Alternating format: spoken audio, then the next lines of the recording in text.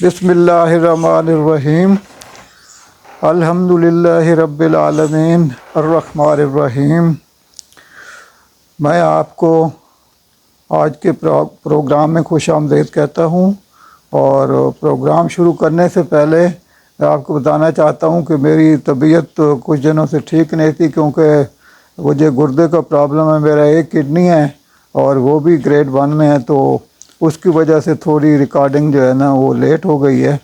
तो आज हम इंशाअल्लाह आज का जो हमारा मौजू है वो तलाक़ के बारे में है, और तलाक़ के जो मसाइल हैं उस पे हम इंशाअल्लाह गुफ्तगू करेंगे।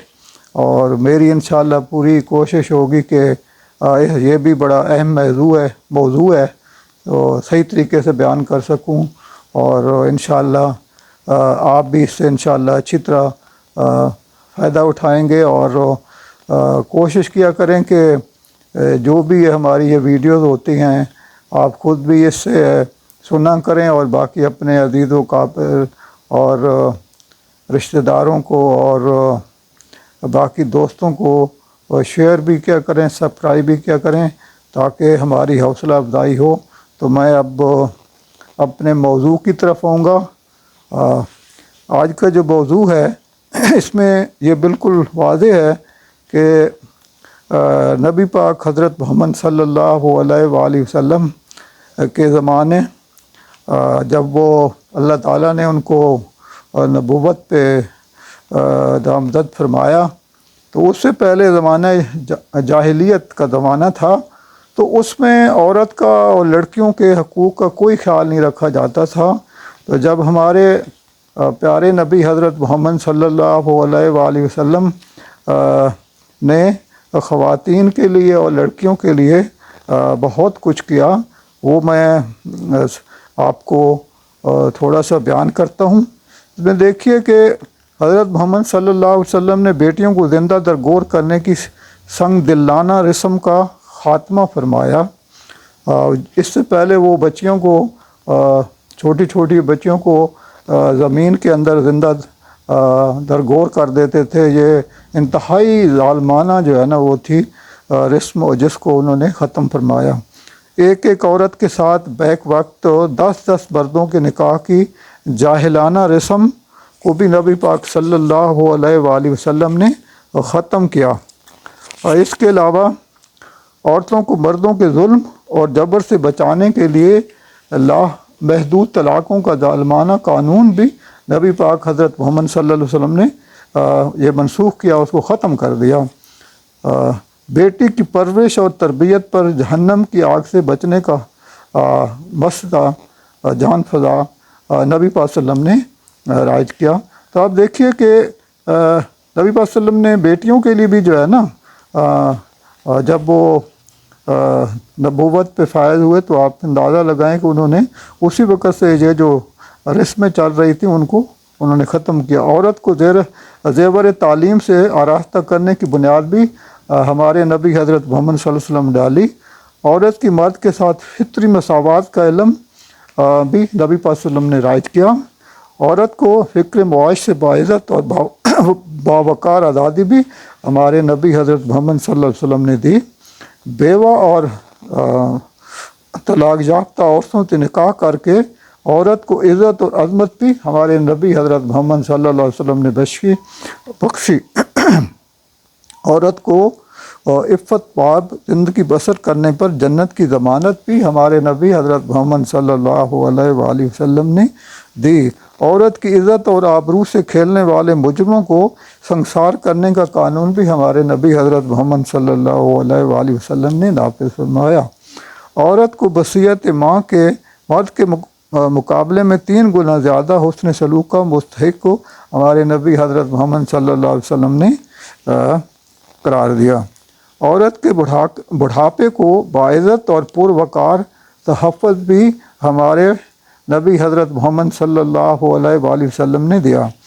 तो आप ये अंदाज़ा लगाएं कि हमारे पैगंबर ने शुरू में ही जो है ना लड़कियों के बारे में और ख़वातीन के बारे में उस वक़्त से जो है ना ये चीज़ें इब्तदा में ही जो है ना वो नाफ़िज़ फरमा दी। हालांकि उससे पहले औरतों के साथ इंतहाई ज़ालिमाना रवैया जो है ना रवा रखा जाता था।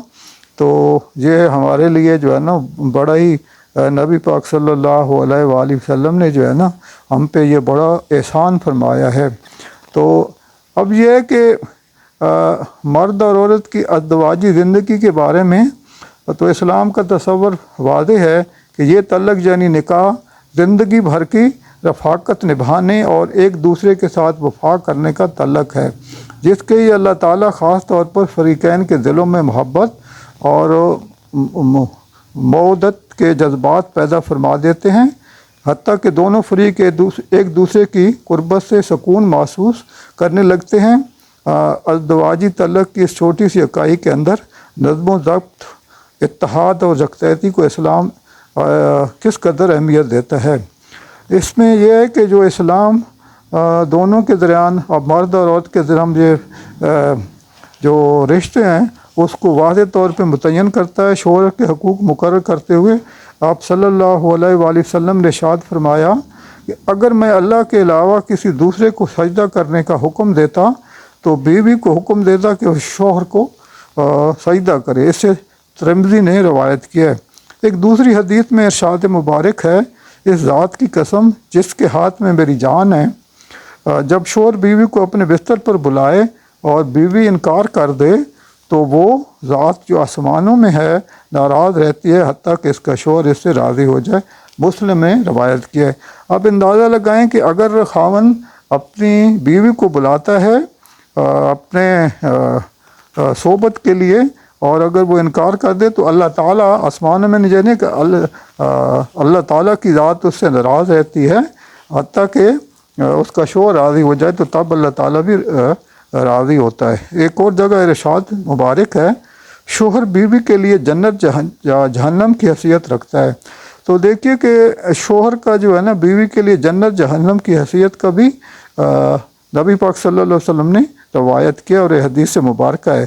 اس کے ساتھ ہی عورت کے حقوق متعین کرتے ہوئے شوہر کو یہ حکم دیا کہ جو خود کھاؤ وہی بیوی کو کھلاؤ، جو خود پہنو وہی بیوی کو پہناؤ، اپنی بیوی سے بدگمانی نہ کرو۔ اسے مسلم نے روایت کیا ہے۔ یہ آپ دیکھیں کہ عورت کو بھی ساتھ ساتھ جو ہے نا اللہ تعالیٰ نے اور نبی پاک صلی اللہ علیہ وآلہ وسلم نے جو ہے نا برابر کے حقوق دیتے ہوئے یہ چیزیں بتائی ہیں۔ بیوی کو گالی نہ دو، گھر کے اندر جب میاں بیوی اکٹھے رہتے ہیں تو ان کو اپنے پیار محبت کے ساتھ احترام کا رشتہ کرتے ہوئے غلیظ گفتگو سے یعنی گالی سے پرہیز کرنا چاہیے۔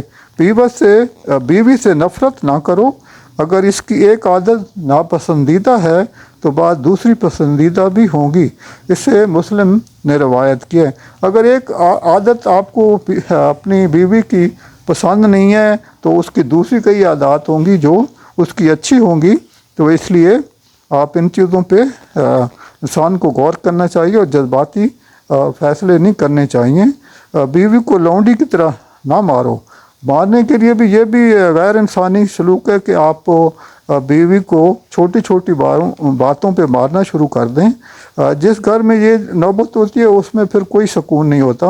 اگر خاوند بیوی کو پیار و محبت سے رکھتا ہے تو میرا نہیں خیال کہ اس گھر میں جو ہے نا اور اگر باقی اس گھر میں میاں بیوی اللہ کو یاد کرتے ہیں، نماز روزہ اسلامی طور پہ رہتے ہیں تو ان کے گھر میں برکت ہوتی ہے۔ مزید فرمایا تم میں سے سب سے بہتر وہ ہے جو اپنی بیوی کے حق میں بہتر ہے۔ تو دیکھیے کہ واضح طور پہ اللہ کے نبی حضرت محمد صلی اللہ علیہ وسلم نے بڑے واضح طور پہ ہمیں جو ہے نا یہ چیزیں بتائی ہیں۔ اللہ اور اس کے رسول صلی اللہ علیہ وسلم پر ایمان رکھنے والا کوئی بھی مرد یا عورت اپنی ازدواجی زندگی میں ان چیزوں کو جو نبی پاک صلی اللہ علیہ وسلم اللہ تعالیٰ نے فرمائی ہیں کوئی وجہ نہیں ہے کہ ان کے گھر میں برکت نہ ہو۔